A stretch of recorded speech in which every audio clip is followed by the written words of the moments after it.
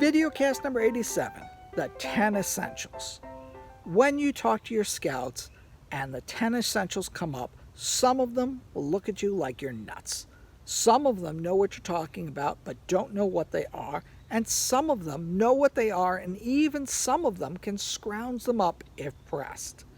This week, Scoutmaster Dave, we discuss the 10 essentials, what they are, and most importantly, why you need to have them. Most of them are no-brainers, after all. They are the essentials, but let's talk through them and see where we get. Essential number 1, pocket knife. Now, while this is essential, you can only carry a pocket knife if you've earned totem chip or whittling chip in Cub Scouts.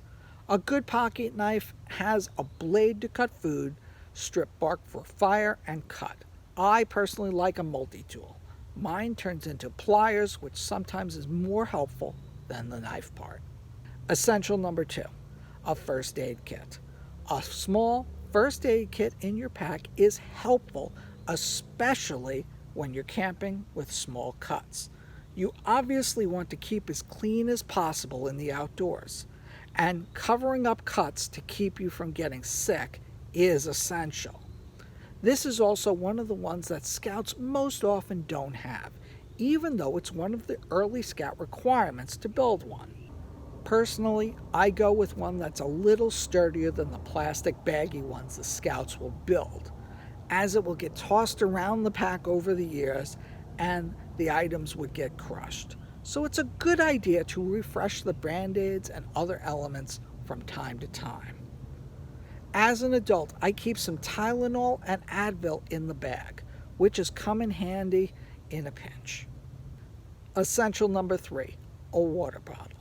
Having a personal supply of water available is important, as if you don't, you're eating into someone else's personal supply, especially if there's not water available, which isn't really fair, mainly because it's the heaviest essential. Spend the money, get a good Nagling bottle.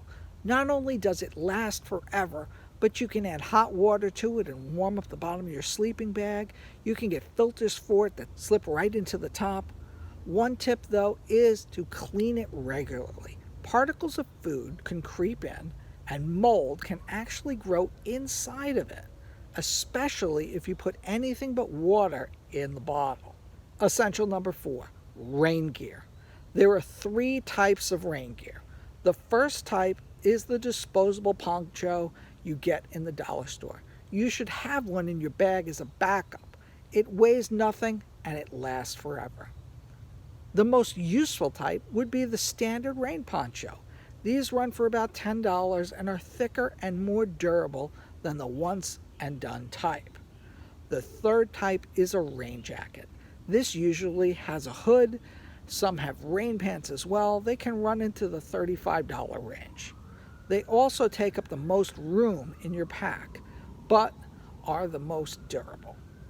Personally, I have all 3, and if the weather is supposed to be bad, I'll bring all 3. Otherwise, I might just have number 1 and number 2, or just chance the weather with number 1 and a hat. Essential number 5, extra clothing. Planning for the weather and activity is important. Anytime a scout fails to plan appropriately, they put a burden on the other scouts and the leaders. Most often, someone, mostly leaders, carry extra gear, but they should always be prepared. Essential number 6, a flashlight. This one is always the one that drives me nuts, as the scouts will head off into a trip and think, I can see fine. I don't need a flashlight, or they think they'll use their phones as their flashlight. Sure, you can, but geez, get a small belt flashlight. They weigh next to nothing, and they, well, light up. Think about it like an app without the phone. Essential number 7, trail food. Trail food is important to have. Sometimes dinner doesn't work out as you planned. Sometimes you need the extra energy. In winter, having a little extra sugar and calories before bed will keep you warmer. That being said, get trail food that is sealed.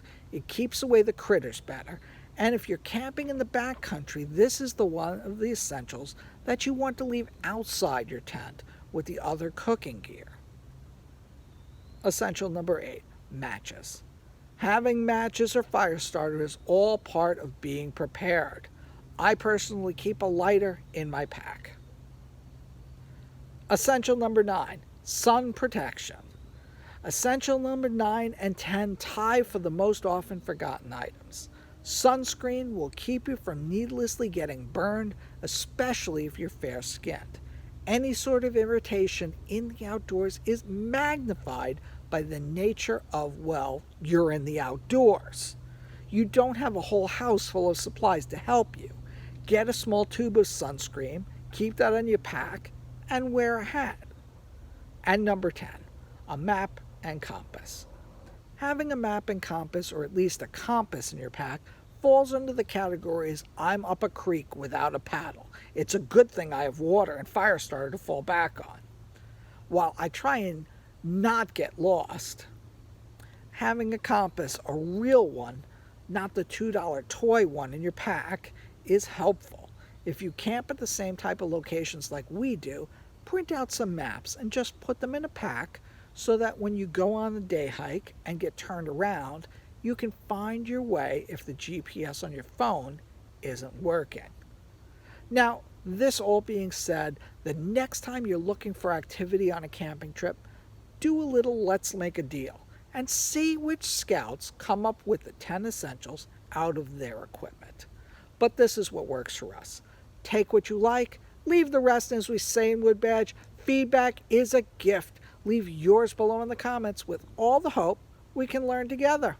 I'm Scoutmaster Dave, and this was all about the 10 essentials.